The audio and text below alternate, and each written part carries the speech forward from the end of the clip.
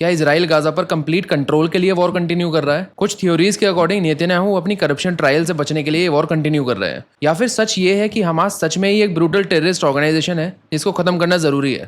अब मैं आपको बताता हूँ कि ये वॉर जिससे पूरी दुनिया परेशान है क्यों ये खत्म नहीं हो पा रही है। सिंपल बात समझो, ये वॉर अक्टूबर 2023 में शुरू हुई थी जब हमास ने इजराइल पर अटैक किया। 1200 से ज्यादा इजरायली मारे गए और 250 लोगों को एज हॉस्टेजेस हमास अपने साथ ले गया। और उसके बाद शुरू हुआ इजराइल का हमास के अगेंस्ट फुल स्केल वॉर।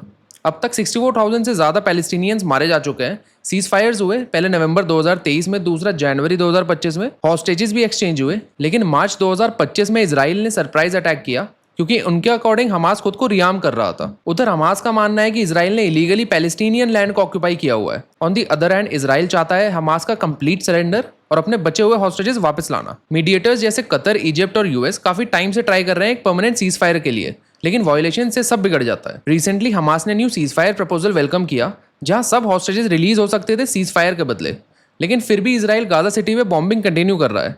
40 से ज्यादा लोग पिछले कुछ दिनों में ही मारे जा चुके हैं।